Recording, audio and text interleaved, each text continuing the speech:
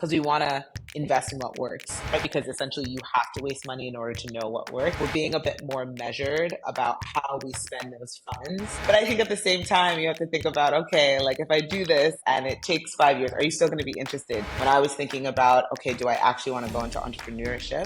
The biggest thing was like, okay, what is actually going to keep my attention for the next 10 years, right? Does it feel like a big enough problem? Does it feel like a compelling enough problem to spend your time and your energy and your patience on? And for me, coming back to Nigeria and focusing on this issue did feel great enough. It did feel, frankly, interesting enough. It was compelling. I believe that the solution is there. And so we're testing and then spending through. I think also the time I spent in business school, coming back and forth, doing a lot of market research, trying to use those resources to then assess, what kind of business would work, was very helpful in just giving me the time. But I think in this market, you really have to figure out where and how you want to invest in order to make the biggest jumps in kind of scale and growth.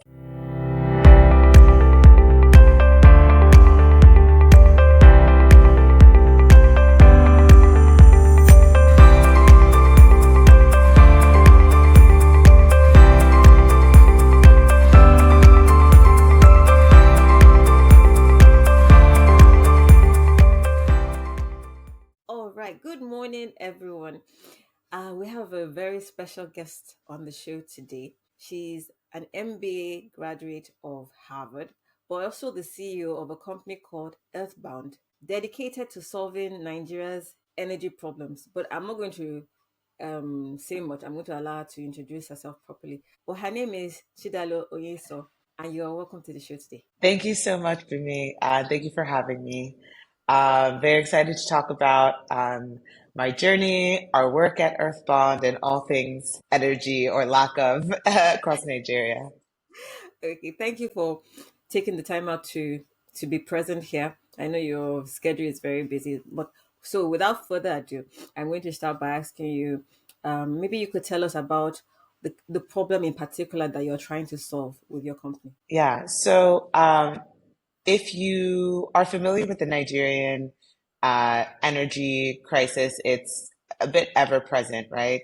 Uh, People here are spending over 20 billion annually on diesel or petrol for backup generators because the grid itself generates less than 20% of total energy demand. So whether you're a household, a business, a huge corporation, you are looking constantly for alternative energy sources aside from the grid. Now, as the cost of fossil fuels has gone up because of the global energy crisis and the macroeconomic situation of the country, more and more businesses had to slow down or shut down without access to reliable energy. So our company looks at this problem, right, and looks at this challenge of continuing to pay for fuel for generators and tries to solve it by offering low cost, affordable solar that can replace the cost of fueling the generators every day, all day, for the next foreseeable future. So we started in while I was actually still in business school, kind of doing market testing, understanding demand, figuring out who the partners would be to solve this. And then by 2023, we launched full time here on the ground, working with different businesses across multiple industries to get them transitioned to solar and offering them monthly payment plans to do so. Great, that sounds really interesting. I'm sure my listeners will be wondering that from the sound of your voice, you don't sound like you grew up in Nigeria. So, what was the motivation for moving back to Nigeria to solve this problem? Yeah, so growing up, so my parents moved to the US in the late 80s. My father himself was an entrepreneur, had a private practice. And so I'd always seen, how much like our livelihoods was essentially based on his back and him and my mother working in this business and being able to provide. Now, they also worked on businesses here in Nigeria, but one of the constant things I always heard about was like, yes, get the generator, get diesel, get petrol, coming back, always like facing some looming amount of hours without NEPA. So it was always something that was ever present. And for me, throughout school, I always knew that I wanted to focus or build my career in a sector that was focused on helping small and medium business owners build sustainable businesses, build thriving businesses. So it was almost inevitable that I would move back to Nigeria, right? Because the problem was so great. It was so interesting. When I was thinking about, okay, do I actually want to go into entrepreneurship? The biggest thing was like, okay, what is actually going to keep my attention for the next 10 years, right? There's obviously lower hanging fruit in the world than trying to start a business in Nigeria.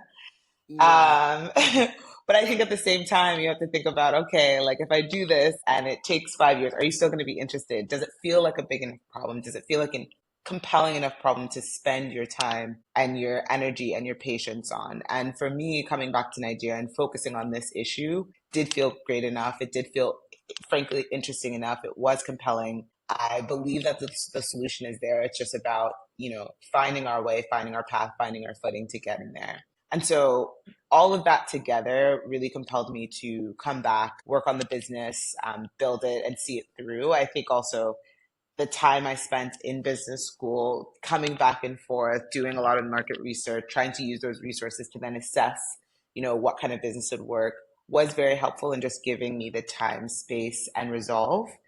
But really being on the ground made all the difference to, taking what was on paper and turning it into a reality. Okay. So for those people that are listening, I'm sure they might be curious as to the approach, the step by step approach that took you to where you are today. Because it's easy to say you are a CEO, but nobody understands like the CEO, the hurdles that you pass to get to actually launching a company. So if you could just walk us through your process, maybe from Harvard to where you are now, anything in addition that you think might be useful to share. Yeah, yeah, definitely. So before I was a CEO, and I say that in quotes because it's still like, I'm like, okay. But you are a but CEO, yeah, no, and definitely, definitely. it's a great accomplishment, actually, especially in Yes, Nigeria. yes. But if you're a CEO of a startup, you're also the janitor, you're also the salesperson, you're also the marketing person. So CEO is just the catch-all term for doing the things that need to get done. Yeah, I understand. So for me, what was really important is before Earthbond even started, before Earthbond was even an idea, for me, I really had to test that. I wanted to work on things that were kind of, what we call like amorphous or like unorganized. So I worked and with different business owners, right, to understand, okay, my actual training professionally was as a product manager. So I worked with engineering teams to ship things from idea to actually getting into production in the hands of customers. So digital products. So the first thing I needed to see was like, okay, if I'm going from being an employee in this kind of like sectioned, controlled environment to, going down this path of entrepreneurship, let me see how other people do it. Let me see if I can, work on one-off projects and these side hustles, right? And that's really the test. So I worked with different companies, helping them build out their product roadmaps, or even helping them hire entire teams and manage those teams, working with engineers kind of as an individual. So I worked with African startups, worked with startups in the US. And it was kind of from there, seeing other CEOs firsthand, how they deal with problems, how they deal with opportunities, that I thought, okay, I see how they get this done. I see how I would do it. And then it became a lot easier, a lot less kind of scary to think of, okay, like, could I see myself as a CEO? So that was like the first thing for me, was getting comfortable with the idea of, okay, can I found a company? And Then this, and yeah. okay, sorry to interrupt, but I was curious about something. So, while working with the African startups, were you physically present with them, or you were working with them remotely? Because just to have a sense of how easy it is to imbibe that kind of knowledge remotely. So it was mostly remotely. We would do things on the ground here in Lagos, here in Nigeria, but mostly remotely because I was still in the US, either for my full-time job or even during school I was working. And like I like to work. So honestly, I was doing things at multiple times. But I think at the end of the day, um, the goal was not just figuring out how I could, pick up a side hustle, but it was also to be close to a CEO and a founder and learn from them. It's almost like a way to shadow while also still holding yourself accountable to executing. Because I think there's so much that you learn from other people's successes, but also other people's mistakes. You don't have to make every mistake on your own. And so it was a key thing just to see like, okay, how do they do that? Ooh, that didn't really work. Okay, I'll remember that when I think I go down this path. or realizing, how much, I started my career at IBM, which is a huge company, had tons of funding. We were able to make costly mistakes that wouldn't, break the bank. We were able to go down entire paths of product development and ideas without any kind of inkling of revenue generated from it. You Yeah. can't do that at a startup, at most startups, right? Because cash is a constraint, because time is a constraint. And you're constantly building. You need to validate everything you're doing. And so even working with different founders and understanding how they make trade-offs, how they take their big weekly vision, worldly vision that, might be, okay, some crypto AI futuristic vision for 10 years on the future. Okay, but what are you doing this week? What are you doing this month? To push forward to validate that people will eventually want that, or people are willing to pay for it, or companies will want to acquire this. It was kind of like, how do you translate that into the here and now and into the revenue metrics or the growth metrics that you really want to test? So I think with that, it's, depending on what is important to you. For me, a lot of it was understanding, translating strategy into tactic. But if you need a lot more operational understanding, then it would be more important for you to be on the ground, and be, either with the CEO or COO to understand a little bit more of that. So yeah, getting comfortable with that was number one. And then the second piece of actually taking uh, this business and making it real was just validating the idea or validating the problem. So for me, I was always taught to start with the problem and the solution will figure itself out. And so that's what we did with Earthbond. Um, we started with just this general question of, okay, what's stopping small and medium businesses in Nigeria from growing? What's the biggest challenge there? And we could have taken it in two ways. The thing that we kept hearing was like financing. There's no money. Yeah, like right. And we're like, okay, well, what do you need money to pay for? And we were able to kind of segment it into two things. So you have a huge swath of agricultural SMEs, whether it's smallholder farmers, agro processors, etc. And agriculture is a huge business or huge sector in Nigeria. I have no experience in agriculture, right? Yeah. Very little things that I know. Like, yes, I have plants in my house, but they do not spawn fruits or anything. Right. And so there is a huge problem there and people are solving it. And the reality was like, as a founder, you kind of have to have founder product or founder market fit. And it wasn't there for me. Right. But on the flip side of that question of like, what do you need financing for? Something we heard across sector was energy. Right. And it was like, okay, let's deep dive into that. Well, what about energy? It's like, okay, well, NEPA. It's like, okay, well, there's nothing that's going to change unless you're sitting in government, right? But what are you doing now? How are you solving that? Generators. Okay. Why are generators getting so expensive if you even have things like PPAs and all these instruments that have been built in? And it's like volatility. So step by step, it kind of took us into this place of, if you could take the cost of something that is fixed over time, right? A solar solution that is 5M or 5,000, the equivalent of $5,000, and I could stretch that out over several months. Then you know how much you're paying each month. There's no kind of like, oh, there's a shock to the system, that price goes up. Yes, of course, there's rainy season, but there's nothing really that's going to drastically reduce the efficacy of that system if you use good quality product. And we felt like, okay, this should be done at scale. And then we looked in other markets and we're like, this is exactly how solar is sold half, like all across the world, right? People generally are not buying it out of pocket, but for some reason, right? In Nigeria, because generators are purchased out of pocket, solar is also assumed to be purchased out of pocket.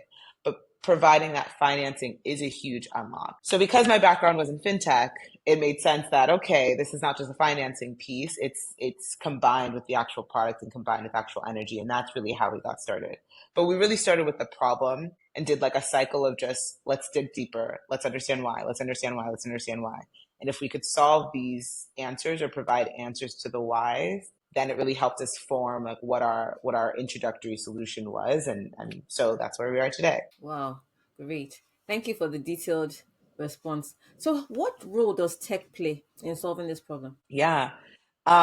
So definitely a large part. We are absolutely a very strongly tech enabled business. Yep. I think for one, the way that we start with customers is through digital channels, right? The first thing we offer is kind of a digital audit, a digital techno-economic analysis. So if you look at a big solar project anywhere in the world, they're going to do what's called a techno-economic analysis, or really any kind of infrastructure project. And what they're doing is they're saying, if I use my current technology, this is how much it costs on a maybe per day, per year, per month basis, whatever it is. If I now switch out that technology for something else, am I saving money or am I spending more? Doing that at scale is quite expensive, right? And then trying to shrink and do that for smaller entities is a hard kind of cost per, revenue that you're actually making off of each of those sales. So what we did is we digitized that process. So while it makes sense to have kind of like these appliance calculators where it's like, okay, enter in all your appliances and let's go. What's really important to us is understanding like, how much do you actually spend on energy, right? You know how often you're going to the gas station or the fuel station, or how much you're paying on your NEPA bill every month, or maybe paying to your facility manager. If you can tell us that information, then we can essentially use our technology to dial back into, okay, this is how much energy you're actually using. This is how much it would cost to generate that energy with solar. Does that save you money? Not everyone that comes in, we can save money with solar, and we are very like upfront about that. So our goal is not just to sell solar to anyone that can pay. Our goal is to sell solar to people that solar would be saving them money, right? Solar would be helping them make more money because the reliability of that would increase their productivity, would allow them to generate more revenue, et cetera, et cetera. But our main thing, it's a business case analysis, and that is fully digital, and that's the core of our technology. That's what we put out first in the market, right? And it was from there, right? Then we know, okay, you can actually be helped by that, and we offer that for free. And then the next piece is, okay, let's actually dial in here and say like, okay, this solution, this level of financing, does this make sense for you over 3 years, 4 years? And when that is a yes, then we go in and we implement. And obviously, the installation of solar is a physical, a physical operational process. But then even on the back end, right? Part of our analysis is understanding if you're using a generator for this many hours a day and it's this high of a kVA, this is how much carbon you're emitting. If we're able to transition you to solar, this is how much less carbon you will be emitting. And if we can track that and monetize that and sell those credits to the West, we can generate additional revenue that serves as a rebate over time back to that customer, back to the installers, back to this entire ecosystem. And so that is all tracked. That's an entire like IoT platform that we are building to track that, give transparency, give integrity into this data, and be able to kind of generate revenue streams that form a very positively reinforcing cycle. Okay. So you've said a lot of things that I'm going to ask questions on. So from what you're saying, it seems very technical. Technical in the sense that people that do not understand carbon credits or greenhouse emissions might not really understand the impact of what you're doing. So it gives me the impression that it's a specific kind of SME that you are targeting. Am I right in that assumption or no? And then you also said that it's not every SME or every business that you can help save money. So who are the SMEs that you can't? Yeah, it's definitely not black or white, right? It's not like, oh, this industry can't save them money, this industry can. It's more of looking at your energy profile. And sometimes that energy profile does, align with an industry. So industries that are really ripe for solar energy are honestly anyone that's running from 9 to 5 when the sun is up, great. Anyone who is reliant on energy to generate revenues, right? So two industries we talk highly about are grocery stores and pharmacies, clinics, healthcare sector. Grocery stores because oftentimes they have chillers, freezers, bakeries even that are running during the day and they need power in order to generate product, right? To generate product that people then go in and buy. And so for them, if they don't have power, they do lose money, right?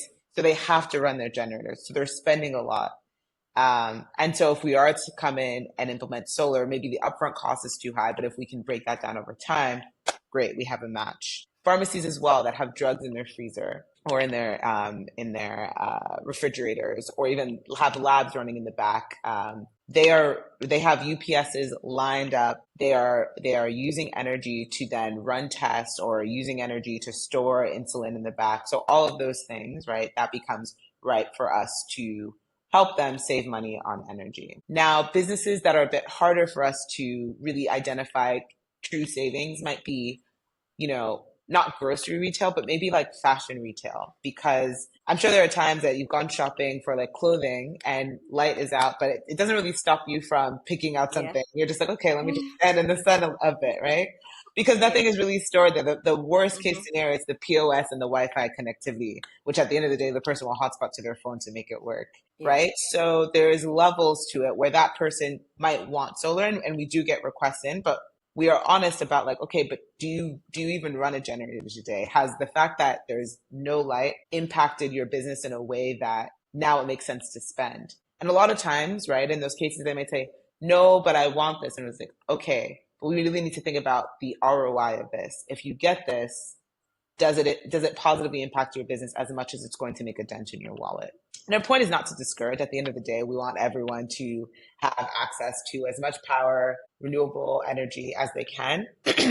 But we're in a market where cost is everything, right? We're in a time where people are really, really strained when it comes to their income and their accounts, and making sure that there's enough money flowing in to cover their costs. So our goal is not now to add another cost into an already somewhat shrinking pie sometimes, but it's really to take what you're spending now and figure out, okay, can we reduce that, right? Can we increase the amount that you're making so things balance out? If we can't really do that, we can't honestly say that we are saving you or making you more money with solar. Okay, right. Considering what's going on in Nigeria in terms of inflation, foreign exchange, and knowing that some of the equipment, in fact, most of the equipment for solar is imported, are you still able to save companies money with this solution? Yes. And a lot of it has to do with like both what's happening from a hyperinflation perspective, but I think there's also trends happening in the solar realm itself, right? So when you look at the cost of the cost of panels has shot down to 20% of what it was years ago, right? So, and it continues to reduce. The cost of batteries continues to reduce, right? So we have these positive overarching effects of solar energy and solar energy equipment that is in our favor. Now, on the macroeconomic side, the challenge, or like within Nigeria, right? The challenge really is FX.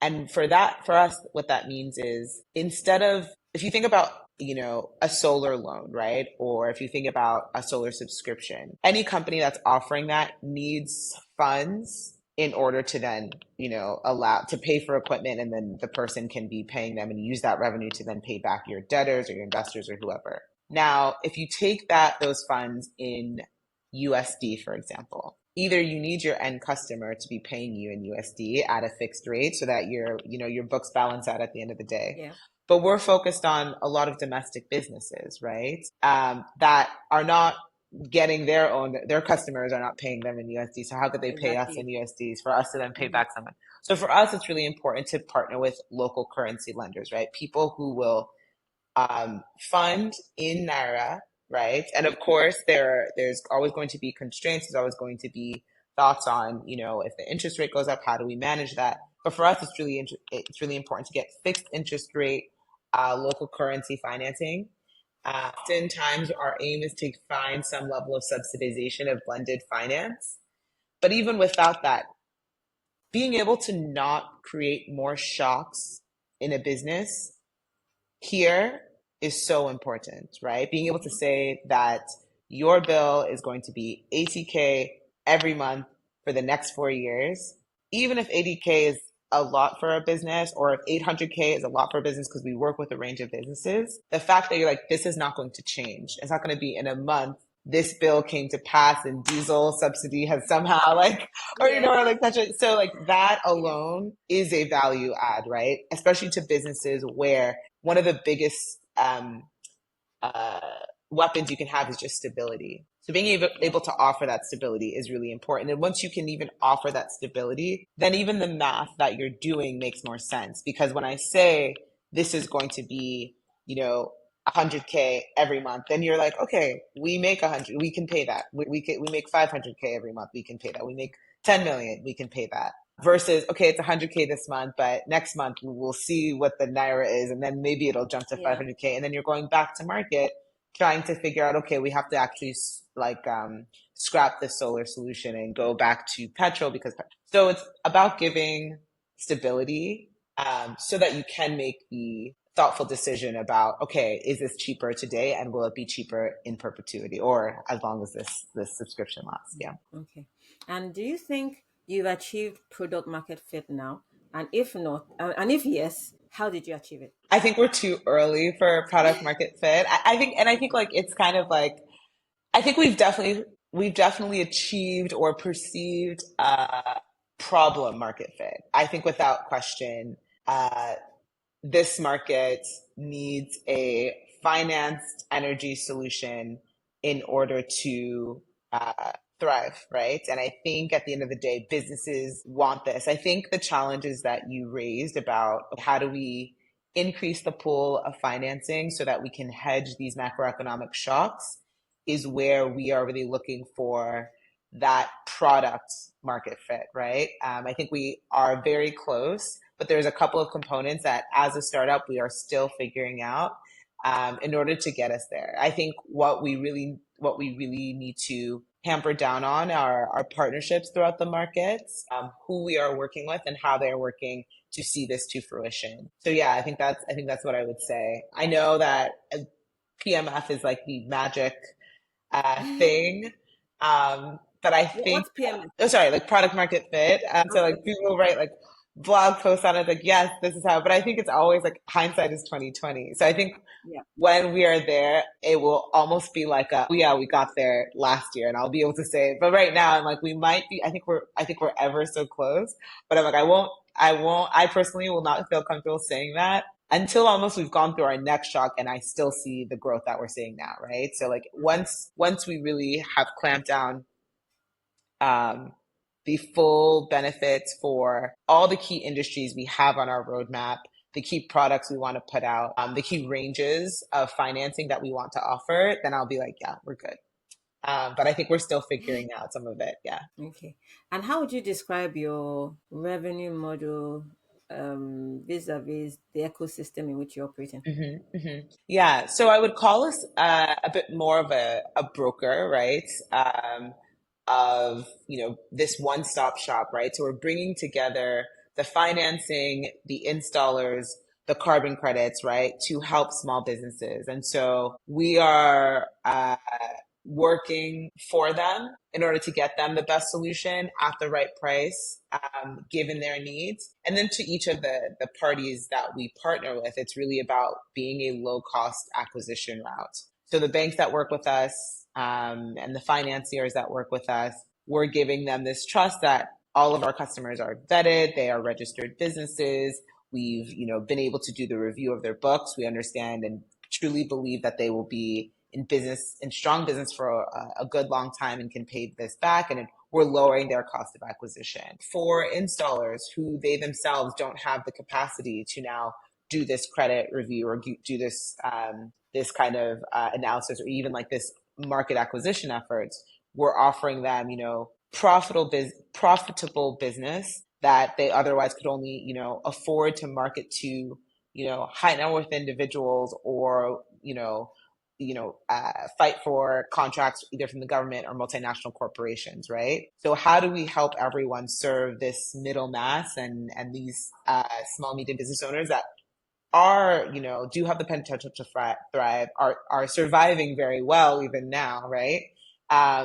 But no one really wants to take the time to necessarily like serve them or acquire them, because maybe it's a bit more expensive to do it in the traditional ways that you might go after, the MD of Chevron or whatever. And let me not use that, but if you Yeah, understand, we that's understand exactly your what point. I'm saying. Yeah. Okay. And how easy is it to identify these kind of customers and then appraise them before presenting them to the banks? And what's the cost of acquisition? Yeah. So today, that's a lot of that is done digitally. So when we first started, we started like, and I would recommend this to any founder, like we started with Bubble, and Bubble.io is basically like a no code platform. And we just built an onboarding flow that allowed us to capture the information of a user. We integrated that with Mono so that you could even like upload your bank statements in a very safe and secure way. And we did that without engineers, and we just like went for it, saw, we're able to get validation from the market that people were willing to share this information in exchange for a solar solution, right? Like if I know that this is a trustworthy company, I'm buying something, I understand I'm buying it on credit. Yes, obviously I have to provide XYZ information. And so today we still do that digitally. There was a point when we were transitioning from our old, like that platform essentially, to the fully built out app we have today where we were doing it manually. And there are benefits and challenges with it, right? If you think about opening up a bank account here in Nigeria, typically what happens is you fill out these forms, and someone even like may come to your business, come to your house to help you fill them out because they want to make sure you get it done and it doesn't just end up on the back burner and then you never actually become a true customer. Yeah. And we saw like where that is coming from, and we even saw like, okay, like is this something that we have to go down? But obviously that's not really scalable, right? Mm-hmm. For every single customer to go through that process by hand with someone like visiting, et cetera, et cetera. Instead, what we do is we pair that with the audit, right? So we pair that with, whenever the physical audit happens. But more importantly, we have a digital channel, right? So we make sure that you know all the requirements and you're able to put in as much as possible. So we even know, right, whether we can tell you like, oh, okay, yes, you have a clean credit report and you're making enough revenue to get, this monthly payment approved, et cetera, et cetera. And then we move forward from there.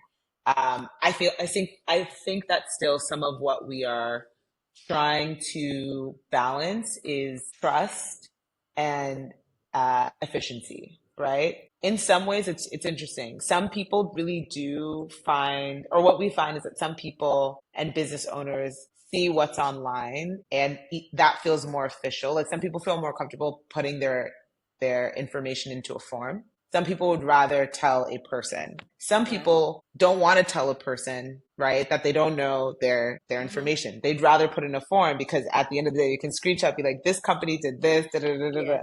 Yeah. But if Paul comes to me, I don't know Paul. Paul just said he's from your company, but do I know if Paul is actually from all of these things? So really trying to build that end-to-end level of trust, whether you're meeting us in person or you're meeting us at an event or you're meeting us online, is a lot of what we're working on now.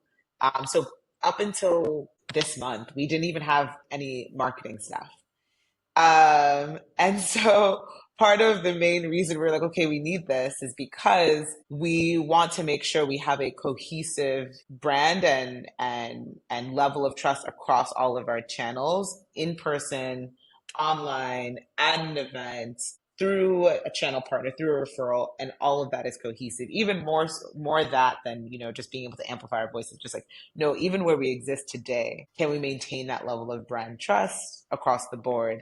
um, so that people know when they're talking to Earthbond, this is what it looks like, this is what it feels like, and this is what you can trust and hold us to. Okay. So you said something that sort of answers part of the question in terms of how you acquire customers. So I'm taking it that it is not only digitally, it's through events, it's through meeting people in person. Which avenue has given you the most customers that you think it can scale? Yeah. So I do think, oh, I think we're testing that right now, to be honest, right? We've had 2024 was interesting because we literally had customers come in from every channel. And we were like, okay, this is great, but which one do we double down on, right? Where do we Okay. spend more time? We know Mm-hmm. that events are great. They're great for us even because we really want to just meet more business owners. We want to understand what's lacking from us. We want that feedback. And there's something Mm-hmm. beautiful about meeting a business owner in person that is really, really, really impactful. And really, really honest, right? Because people in Nigeria, I know like in the West, sometimes people are like, oh, no one will tell you things to your face. You have to do the mom test. Da, da, da, da. No, your mom will never tell you Yeah. that your idea is bad.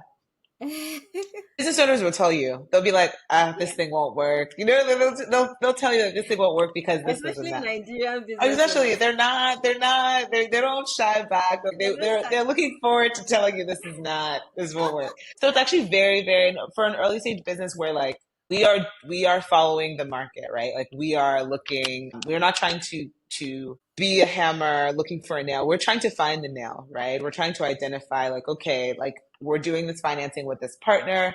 Does this work? And someone would be like, no, because I already get working capital from here, so I don't want like it's so helpful to have those personal interactions and build those relationships from scratch. So I think we have an affinity towards events and towards in-person meetings. I think the challenge is just that the it's almost like sometimes for when we did like door to door or when we tried doing door to door, I think the challenge was actually that a lot of business owners are running around handling their other stuff. So it's like if someone came to Earthbond, I wouldn't be there, right? I'd be like Yeah. going and talking to customers or going and doing Hmm. this. So like you might not be able to find me, and that's what we were having the trouble with a large chunk of business owners. We went to a pharmacy. Oh, the pharmacy owner is actually not there. He's out for the day Yeah. doing his own meetings, trying to find his own distributors or Customers. clients. Yeah. Exactly. So it's about like finding them where they congregate. And I think something else that we're thinking about is finding ways to help them congregate, right? And making it so that we can make it easier for business owners to ask us questions where we are. Um, so that would be one. And I think the others, one of the main things that we started out with was just building knowledge and sharing that knowledge. So before our business was even a business, it was a blog, right? It was about energy, it was about solar, it was about what the subsidies mean. It was about understanding the difference between kVA and kilowatts when you're looking at inverter, looking at lead acid versus lithium ion, being able to understand, what kind of panels you should be getting, what are the typical brands, who are the top solar providers. So all of these things, and we found a lot of people found us actually through that just because they were looking for answers to questions and they saw it on our site and they continue to kind of tell other people to come to Earthbond as this kind of resource or like trusted advisor. And so we have a bunch of kind of people in our community that are really just there to learn and really there to ask us questions.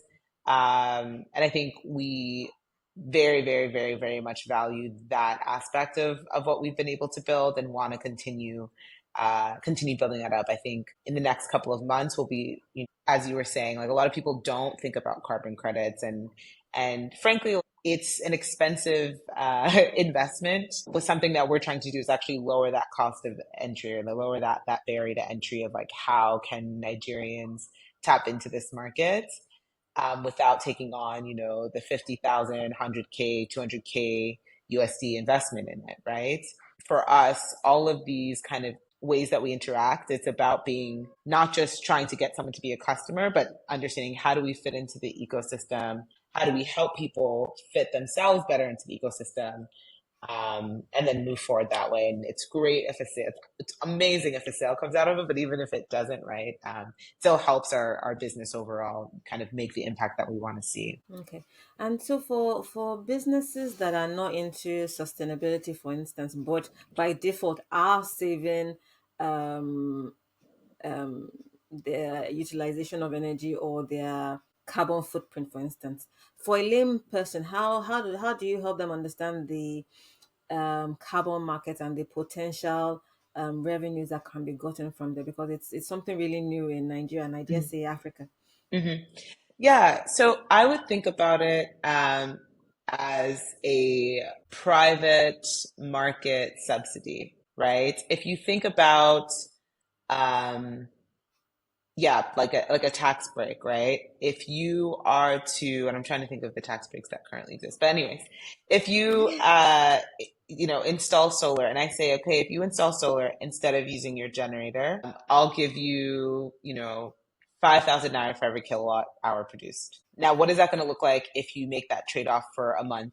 a year, 5 years, however long the longevity of your installation is. That's a big rebate, right? And you should think about it, or I think you should think about it from a carbon markets perspective as that. The only difference here is that the Nigerian government hasn't yet set up a framework for this. And to some extent, understandably, right? Our goal is not to get people to transition to cleaner energy just because it's the right thing to do for the sake of the planet, but really thinking about it in terms of you need reliability and you need resilience, right? The reality is like there are improvements that are happening to the grid, but there's also a lot of shocks happening because of climate as well as other things. So if you are looking to get some energy resilience, right, and reliable energy, then solar is a good bet. Now, when we think of the carbon markets and we think of sustainability, the question is if Africa only, contributes what, 4% to global emissions, even if the entirety of Nigeria goes green, it's not going to solve all of our problems. So it has to be more than that, right? It has to be about what are the economics that this is doing? And most importantly, there's a woman named Real Myers who works in Liberia. Liberia is actually a huge climate forward country, but no one really gives them the crown that they deserve because it's such a small economy. But the reality is like they're positioning it as like this is a development play, right? The piece is not to get us to go green because then if we go green, we save the planet. The reality is we need to go green because we need to go green to develop sustainably, right? We need to develop, Yeah. we need economic development. And here it's the same piece, right? If I can, uh,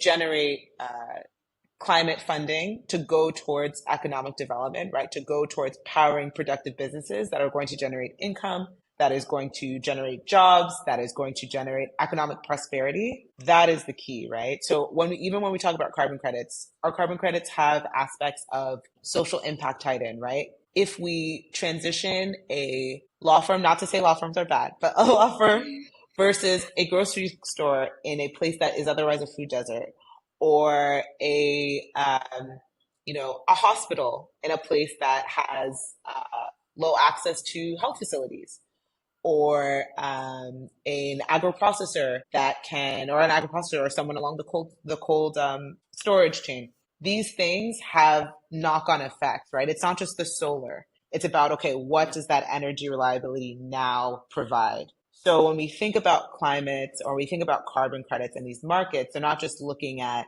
you know, lowering carbon emissions alone, but okay, those lower carbon emissions and that increased energy, what does that do for this economy? What does that do globally? What does that do for this region?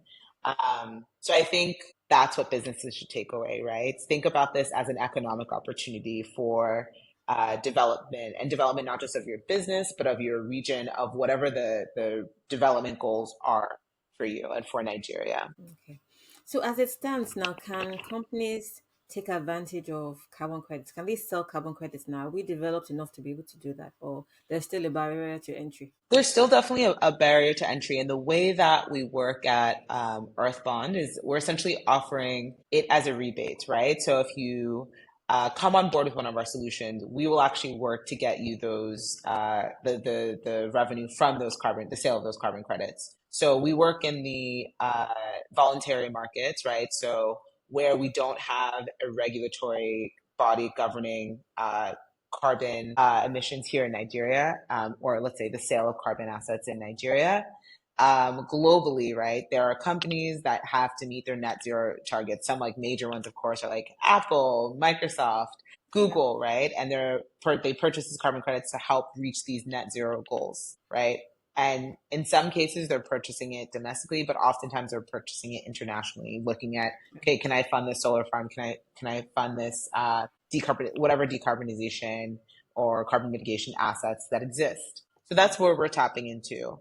Um, Individual businesses, it's hard to. So it's really important for us to aggregate. So instead of just Yeah. being like, okay, 1,000 tons here and there, it's like, okay, can we get 60,000 tons, right? can we do this in a way that lowers the cost of everyone doing this, right? And allows us to make a big sale and then have that, trickle down to everyone in the ecosystem. So I think the kind of takeaways, or to answer your question, is yes, you should essentially join our platform. We have now launched essentially an onboarding ramp to, okay, if you're thinking about switching from a diesel or petrol generator to solar, this is the expected rebate that you can get, listed in USD over time, or if you wanted it up front, this is what it would be in Naira. And then we move forward that way. We expect to do our first sale this year. Wow. And yeah, yeah. So it's an exciting time. Congratulations. Yeah, Yeah. thank you. It's an exciting time. And so yeah, I think all we want is really like to lower the cost of having reliable energy in this market and being able to run your business sustainably. When I say sustainably, I mean economically sustainably. Yeah, I So get yeah. you. Mhm. Okay. So I had a question. I was curious about something. So if because you can achieve sustainability in different ways. So if for instance it isn't by switching energy sources, for instance, say it's by encouraging the use of maybe eco-friendly products as opposed to maybe It's and poly whatnot. bags, plastics, or single-use Mhm. bottles, for instance. Um, could your company help that a business doing something like that to benefit from carbon credits, or is So your yeah, focus solely on yeah. So solar? that's definitely on our roadmap. When we think of our business at scale, we're not just a solar company. We are a, climate resilience company for Yeah. businesses. So thinking beyond just solar installation, we're in talks even of how do you, switch a fleet to e-bikes as a way to reduce energy, or reduce carbon emissions. We've spoken with recycling companies on this piece exactly of, okay, what does the route look like to market these credits? And of course, all of them use different frameworks. We can't just aggregate them all as one, but you can aggregate them as, different segments of a kind of carbon reduction or decarbonization roadmap. And so that's exactly how we see it, right? If a company is looking to transition away, there's a grocery store is one of our clients that doesn't use plastic bags, right? Or makes you pay to use plastic bags to kind of reduce that usage. I think even a grocery store around me has also started doing it. So, and It's that's a law in exciting to Lagos see. now. Yeah, yeah, It's a law yes, in Lagos exactly. now. I think it starts on the second. Yes. And it's funny because I remember I was living in California when they made it a law, and I was like so upset, and I was like, "What am I supposed to do with this paper bag?" And, even in our house, like I grew up always using those plastic bags for Yeah. trash, and I was like, "What? So what am I supposed to do now?" But it's actually when you look outside, right? So much of the litter that you see is plastic bags. So I'm excited to see how it turns out. I do want to make sure that looking at whatever negative knock-on effects that come out of it, you do mitigate it and you do manage it. But yeah, I think it's interesting to see these laws come into play and can people benefit from making those changes and even preemptively making those changes, right? I think last year they outlawed styrofoam, Yes. right? And so this year Yes. it's plastic bags. So we'll see what keeps happening. But um, we do use a lot of one-time use plastics.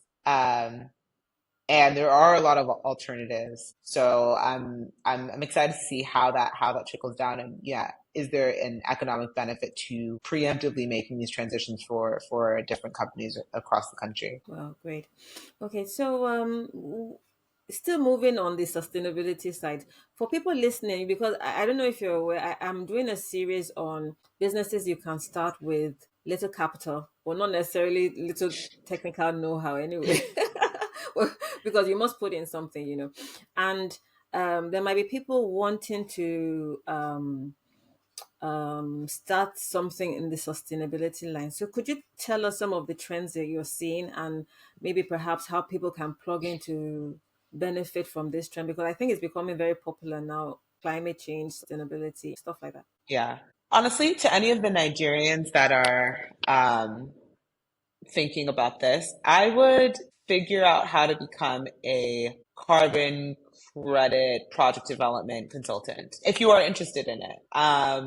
Right now, most of the consultants that help companies do this are externally based, are charging way too much. And I say that with all due respect, but Mm-hmm. a lot given the cost of doing business in Nigeria, right? So it's not aligned. It makes sense if you're like a company in maybe Europe or the US or parts of Asia. But here it's really, really exorbitant. And so a lot of those consultants are coming out of uh, maybe India, maybe Europe, and it's just hard for businesses to be able to afford that and then, actually use them in their business. So I do think that's a benefit. And so being able to be here, be locally, even understand and be on site and come to different engagements and sessions that need to happen would be, I think, is a great place to start. And starting it as a consultancy, right? And understanding what exactly it is that companies need and going and doing that research and getting it done. It's such a nascent field and things are constantly changing. So I do think there's a lot of opportunity to get in, learn, grow, and create value. And how do people get this competence? Sorry to interrupt you. No, yeah. I actually feel like the best way is number one by doing and understanding kind of like what I said. Because so for me, a lot of the organizations I've been a part of had this like maybe like an ESG initiative or an ESG department, right? And so typically it falls under that. So getting those roles and getting trained up there is one. There's also trainings. There's different institutes that offer this. I think there are also different certifications, which I have no bias over which one. But I think I would look at we focus on gold standard. So like gold standard, gold standard, Vera, and there's a couple of others. And really looking at like what their requirements are to becoming a project verifier are, and then basically drill back from there.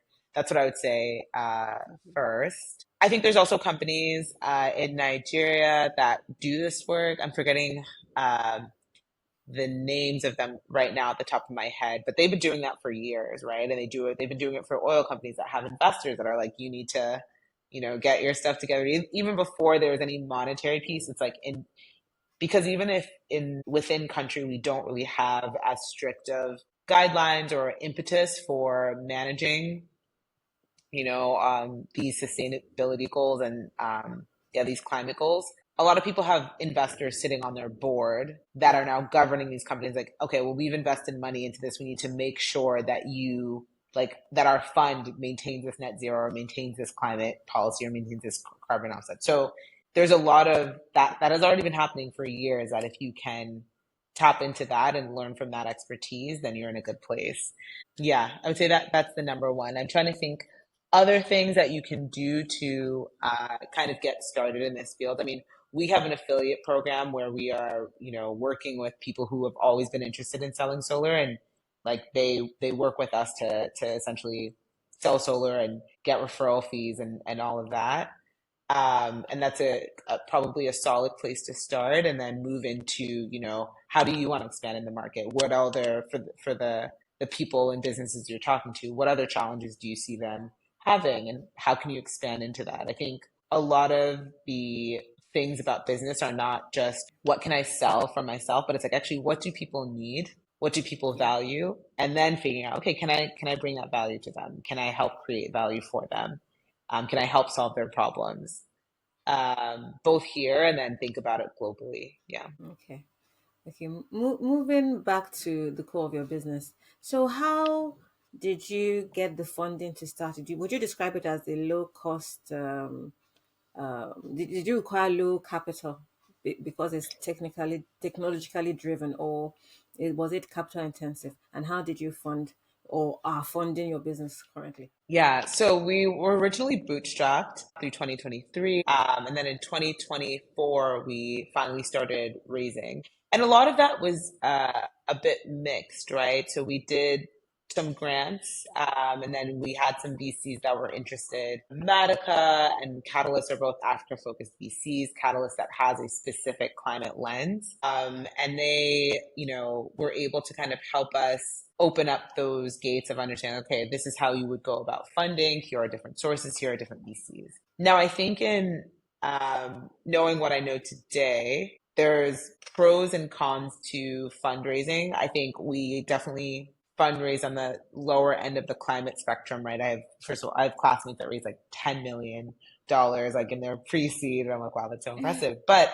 they're also working on something that is a lot more capital intensive. And for us, we generally are keeping our costs low and making sure that we understand what we're investing in and what we need funding for. So a lot of times, as I was saying, we'll test something out on a small scale before even handing it off to engineering to then, okay, like build and scale this, right?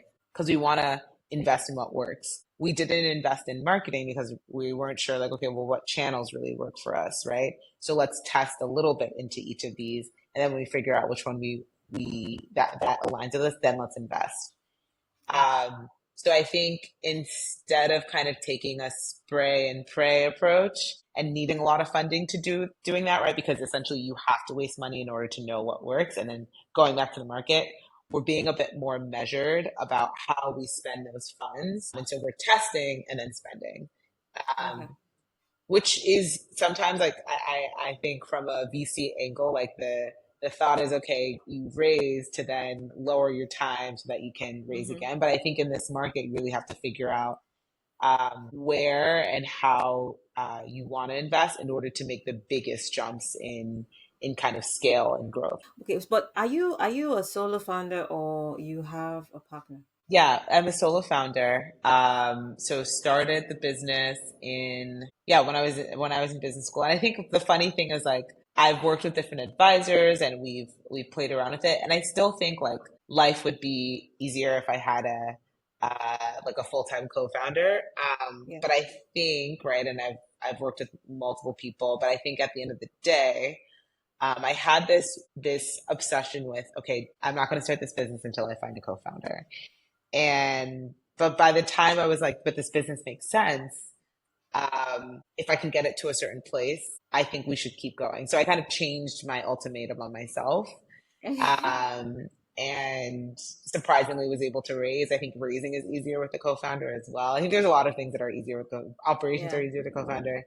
But I think at the end of the day, you can't let it stop you if you think that you can move. And I think a lot of founders that I know in this market are often solo founders, or maybe they have a part-time co-founder that comes on later, or would be a more advisor that kind of doubles in as a co-founder when needed. And so understanding that approach, right, and also just giving it patience, right. I think as we continue to build this up, we continue to hire really amazing senior people, and I'm excited to see where that goes. But I think it's just, I think you shouldn't let not having a co-founder stop you from building a business.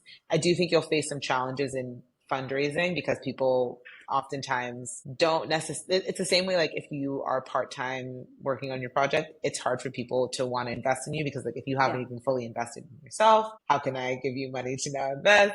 If you are a solo founder, like, is this just an idea, or Yeah. like, is it just you behind your desk, or like, do you actually have something going? But even though I was a solo founder, I didn't not have a team. So we were a team of four when I was fundraising, which I do think was important. Because I think it's just that level of, are you actually building this? Is there actually something happening? Or are these just slides, right? So yeah. Okay. I remember what I wanted to ask you. You graduated from Harvard. Do you think you could have been as successful or made as much progress as you've made so far without going to Harvard? And if not, what role did going to Harvard play in the success you've achieved so far? I think that, and this is not even to be humble. I think we haven't achieved the success that I want to achieve yet. Okay. Yeah, and I think we've like raised. I think like we have a team. I think we've installed a couple installations, but like in terms of if I, Getting there. on the eulogy, the thing's not there yet, Yeah. right? But you've made Um, significant progress, I'd say, as yeah, in, no, yes, like compared from zero, to some other everything is, people. yeah, from It's zero, relative. everything is great, right? From zero, yes. But I think Harvard played a very important role for me, because I think there was a very like binary thing where I was working. I knew that I wanted to start a startup, but I felt a bit like I need, I need, I need space. Like I need space as time, right? To really think through it, to I treated Harvard like an incubator program, Okay. right? And any of my friends can tell you, like my roommates were like, she's up at 4, she's talking to these customers, and the phone's always cutting, like da da da da da. So I treated it like an incubator. So it was a Mm-hmm. space for me to like not have a job, essentially, right? Not have like a real full-time job. Mm-hmm. Um, and just focus on the problem and be able to focus on that without concern about like, okay, like are we revenue generating yet? Are we seeing this metric? Is there a goal? Is it my fundraising? Da, da, da. It was literally just like the same way you treat a homework assignment, like Earthbond was the homework assignment every single day. Okay. Um, and I don't know that I would have been able to do that when I was working because I think there would always be a wandering eye of like, okay, should I do this or could I get this high paying job? Or should I do this or Yeah. could I do this? But I think Mm-hmm. because I also like US business schools are 2 years. So for that first year, it was very easy for me to just be like, no, no, no. I'm like, even my internship, right? You're supposed to do a summer. My internship was Earthbond. So I Okay. had that entire time to really flesh out like, okay, how is this going to work? What is this going to look like? What do customers want? What does the market look like? Was able to even take the time to be back and forth. And alternatively, the thought is, okay, you would have quit your job, gone and stayed in Lagos, and then probably have done or attempted to do the same things. But I think depending on your personality, depending on how you get work done, I think I needed the structure. I think I needed the structure, even maybe like the affiliation of being like, okay, I'm a student. Let me ask you. It's like, 'cause, yeah, like our early customers, like, hey, I'm doing research as a student. Let me talk to you. Whereas, like, I think if I was just like, naked and alone as like an individual, it's a bit harder. Or for me, it's a bit harder. I think some people are amazing at it, but I think it was very helpful to have that. I think it's even now, like when we get interns and we're like, okay, part of your job is market research. Like, oh, can I get an Earthbond shirt so people know that I'm this? And I was like, I get it. Yeah. And I think that's kind of what it was. I think there are also professors that I talked to till today that are very, very helpful. That, one of them worked at, Acumen and the other is like a VC, like a VC partner. And so like we're able to kind of give me great advice, connections. We read really interesting cases on like how businesses and the decisions that CEOs made, um, understanding like all the different levers in finance. So like there were definitely helpful things, but I think more than anything, it was just a helpful time and space for me to really zero in on this. So yeah, I think that's what I say. But I would also say that a business like ours, I think there's I think I needed to go to HBS in order to have the space and time to do that. But I don't think that you need to get an MBA to start a business, Okay. right? And to start a business correctly. I think Mm-hmm. there's no better training than even starting it. And I think even while I was at business school, I wasn't necessarily like taking all the course like your first for us our first year was all like what do you call it uh it was already chosen for us, so it wasn't like I was taking like entrepreneurship classes in my first year. So it was like taking the time to actually go through the process, talk to people, do the research, visit, all of that, and just structure that was most helpful. So sorry, I know I'm going on a bit of a rant, but being No, able to no, no. actually just We're enjoying it. I think just being able to like go and do the business, there's nothing better than that. And whatever you need to do that comfortably and really like go all in. So sometimes for me, it was like, remember I skipped spring break and everyone like went on these trips or whatever. And I came and it was Hamilton. It was so hot. And it was like, I was staying at my father's house and like no one had been staying there for a while. So it was so dusty. And I was like, oh, someone over there is in Cancun just chilling. I was like, I'm working on this business. But we signed a partnership on that trip. And I was like, this is worth it. So it's also like Yeah. having these like I was like my this quarter of school, like this semester, this is what I want to get done for Earthbound, and being able to say that at the end of the quarter and like just having that structure. And I think for Structure. me, if it was like more like okay, like I'm here, I don't know, I'm not that. I don't know if I'm as without structure I could have done it Yeah. in order like, to make that transition, or even like if I was in the US still with a part-time job, I was like, ooh, would I have quit just to say like, okay, I'm not going to do anything, Mm-hmm. or I'm going to go and research an idea, Mm-hmm. or would I have dove into an idea too fast without doing the proper research and doing the Research. market testing? I Mm-hmm. think there would have been a bigger risk of that. Okay. But I imagine that VCs and grant givers will look at the pedigree of the CEO as and tick and some of those things matter in terms of school. I'm asking in terms of maybe perhaps because you went to Harvard, it gave you an edge over other competing Mm. students or investees for VCs. Yeah, I think definitely. I think it's a double-edged sword though, because I think Mm-hmm. they're also like, but you don't get it here. Like you're not from here, right? And so Yeah. I think yes, there's definitely an aspect of like, okay, like went to a good school, she's clearly smart, clearly, but I think it comes to a level that they're like, she's clearly book smart. She's clearly, sorry. She's clearly book smart. She can, get into these institutions. She's, well networked. She's like had these jobs. She's a professional. Mm-hmm. But I think there is also, this level of, okay, but can she maneuver the Nigerian market?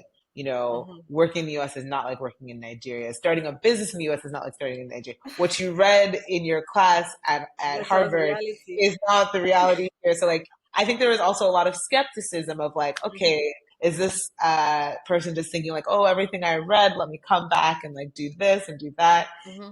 And for even myself, like I think I have to like humility is a big value in our company, and it's kind of something that I take very seriously because if I try and make assumptions, I will make the wrong assumptions, right? Yeah. Because I don't have all the context, and a lot of Mm-hmm. me taking the time was building better context, and even till today, like there are things I learn every day. There are things I learn from my staff. There are things I learn from my customers that I wouldn't otherwise know about doing business in Nigeria and making sure it works. There's a part of me that's like, maybe I should take this course at Lagos Business School because they have more local context, right? To understand XYZ part of like maybe working with the government or working with this. That there's no book, Harvard or class or even guest speaker at Harvard that's going to teach me what I know now. So Yeah. I think it's like absolutely. I think even just from a visibility perspective, going to Harvard definitely helped me get into rooms with certain investors or get land certain meetings. But I think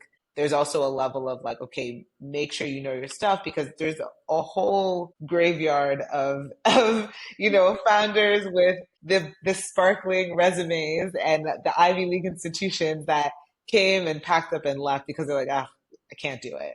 So I think while my investors, yes, maybe were impressed by Harvard, they're like, are you really gonna do this? Like Yeah. you seem a bit, yeah. So I think it goes both ways. All right.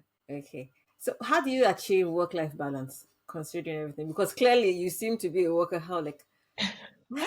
I think we have a solid balance, though. I would say. I think the I think I think everything goes in like cycles, right? I think everything has its season, right? When we're pushing out something important, we're trying to get a key partnership or deal signed, everything is all systems go. What's important to me is figuring out and managing the work-life balance actually of the team. I know kind of like the opportunity cost that I took to come right and do Earthbond and launch it and I can see all these things happening and I have this vision and I, impart that to my team. But at the end of the day, like I really want to manage their burnout because I can be like all systems go and my team is great and they'll be like all systems go. But if they burn out, then I failed as a manager, right? And as a Yeah. CEO, right? I have to make sure that our growth matches the true capacity of like human beings, right? As people as well. So like, yes, I manage my work-life balance. I work out. I see friends. I'm gonna go to dinner tonight. Like, I do things. But I feel like, my friends always laugh. They're like, you always show up with a laptop. I'm like, you don't know what's gonna happen. I just have to finish one email. And I still show up with a laptop because it's better that I leave with my laptop than me get up and leave dinner because Let me just take the 20 minutes and handle. Yeah. So eventually, the point I know we're at product market fit is the point that I leave my laptop in the car and we're fully talking. We're just not at that point yet. So yes. Okay. All right. Will I be preempting you to ask what your exit strategy is then? Um, we see our exit strategy, right? In this great world, right, being able to be this Pan-African one-stop shop where we focus on all businesses that want to make a transition or are seeking some climate resilience. We know that the challenges for businesses, especially in the Sahel and across these coastal regions of Nigeria, will be greatly affected by climate change. So how do we go beyond energy and tap into other things that businesses need to survive, whether it's forms of insurance, whether it's financing to help streamline, the supply chain challenges that will occur. So that's one play. Of course, there's always like the different companies consistently looking to invest or grow into Nigeria and Africa. So thinking about global solar companies that are looking for new avenues. I think during one of my first pitches, we had like a huge U.S. company like that had a BD like came up and he's like, are you guys already operational? Like we'd love to acquire you someday. So I was like, okay, well, we already have those. And I was like, when it was just a pitch. So I know that there's different avenues, right? And I think it's just about doing what's right today so that we have those options in the future and making sure those options actually continue to help us like bring and create value rather than just being an aggregation or a cash out play. So yeah, All right. Well, it's been a pleasure talking to you, and it's been truly inspiring. And we wish you all the best. And hopefully, maybe in a year or two, we'll have this conversation again and see where you're at. awesome. Thank you so much, Bunmi. It was so nice speaking to you today. And I appreciate the invitation to your podcast. All right. Thank you.